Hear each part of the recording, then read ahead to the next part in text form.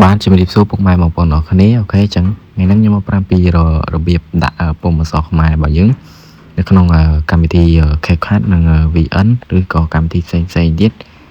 បៀបដាក់គឺដូចគ្នាទេអញ្ចឹងរបៀបខ្ញុំមកប្រាប់ពីរបៀប download file ពុម្ពខ្មែរអក្សរខ្មែរហ្នឹងអ្នកគ្នាអាចយកទៅដាក់នៅកម្មវិធីកាត់តផ្សេងបានអញ្ចឹងអ្នកគ្នាគ្រាន់តែទស្សនាវីដេអូរបស់ខ្ញុំដល់ចប់ទៅអាច download file នឹងចេះដាក់ហើយនឹងហើយមុនចូលទៅអ្នកគ្នាជួយចុច Subscribe និង Like នេះមួយផងតោះឥឡូវអ្នកគ្នាចូលកម្មវិធីជ្រោមមក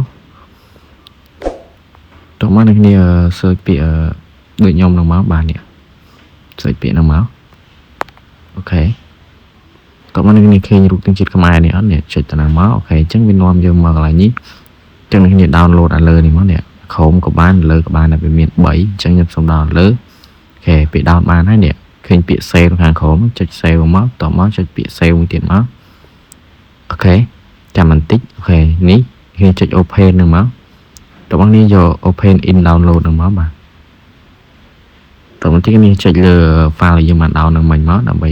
ស្រាស់ឲ្យវាចេញបែបនេះអូខេឃើញអត់ចេញបែបនេះហើយអ្នកគ្នាអាចទៅដាក់បានហើយអញ្ចឹងអ្នកគ្នាទៅទស្សនារបៀបដាក់នៅលើកម្មវិធី VN ទាំងអស់គ្នាអូខេចឹងនេះរើសវីដេអូនេះគ្នាមួយមកដើម្បីដាក់អក្សរពុម្ពខ្មែររបស់យើងហ្នឹងអូខេចឹងនេះចុចអក្សរហ្នឹងមកអូខេចឹងរើសមួយមកឬរបៀបវាយអក្សរមួយមកហើយនេះវាយអក្សរខ្មែររបស់យើងមកវាយពាក្យបែបមិនក៏បានដែរខ្ញុំវាយសួស្ដីអូខេចឹងនេះចុចកន្លែងពុម្ពអក្សរហ្នឹងមកអូខេនេះគ្នាយកកន្លែង add font នេះតមកនេះចូល file app ហ្នឹងមកតមកទៀតដល់កន្លែងនេះគ្នាចុចថយមកថយទៀតបាទ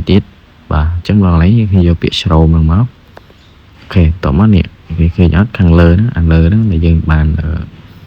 extract វាចេញមកហ្នឹងចុចលើហ្នឹងមកអូខេអញ្ចឹងនេះគ្នាធ្វើការ select វាទាំងអស់ហ្នឹងមកចឹងការ select វាទាំងអស់មកកន្លែងនេះមកលឿនអូខេចូលមកចុច open អូខេអញ្ចឹងគឺបានហើយអ្នកគ្នាបាទគឺជាប្រមាណ10ប្រមាណទេមិនអ្នកគ្នា18ហ៎អញ្ចឹងគឺចូលអស់ហើយអ្នកគ្នាបាទអញ្ចឹងអ្នកគ្នាអាចរើសបានអ្នកគ្នាឆ្លាញ់មួយណាអ្នកគ្នារើសមួយហ្នឹងទៅនេះវាមានច្រើនអូខេឆ្លាញ់មកបែបណាអ្នករើសមួយហ្នឹងទៅអញ្ចឹងគឺយើងដាក់បានហើយអញ្ចឹងអ្នកគ្នាមកមើលពីរបៀបដាក់នៅកម្មវិធី CapCut ម្ដងតោះឥឡូវមកកាត់ពេលយូរយើងចូល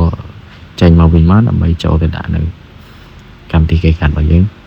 នេះចូល CapCut នេះមកអូខេចាំតិចនេះអូខេអញ្ចឹងនេះលើវីដេអូមួយនេះគ្នាមកតើណានេះចង់អូខេអញ្ចឹងនេះគ្នាធ្វើការវាសទៅមកវាសខ្មែរឲ្យយើងមកហ្នឹងហើយតោះនេះឃើញអត់វាអត់ពេញដៃពេញជើងនេះវាដាច់ដៃជើងទេតោះមកនេះគ្នាចូលកន្លែងពុម្ពអក្សរហ្នឹងមកតោះមកទីនេះគ្នាអូរ៉ូពីពុម្ពអក្សររបស់ខ្ញុំនេះឃើញអត់តោះចុចសញ្ញាបូកបញ្ចូលហ្នឹងមកនេះពុម្ពអក្សររបស់ខ្ញុំហ្នឹងចុចហ្នឹងមកវានាំមកយើងកន្លែង file ហ្នឹងហើយចុចនេះចុចថយដែរមកថយទៀតបើមិនអ្នកគ្នាឃើញអ្នកគ្នាអាចចុចនេះកន្លែងនេះប៉ាងក្រោមនេះតោះមកអ្នកគ្នាចុចថយបាទនេះចុចថយទៀតបាទថយទៀតរហូតដល់ឃើញពាក្យ Chrome មកចុចកន្លែង Chrome មកគេខ្ញុំចុចកន្លែង file យើងបាន download មិញមកអ្នកឃើញអត់អញ្ចឹងអ្នកគ្នា select វាទាំងអស់មក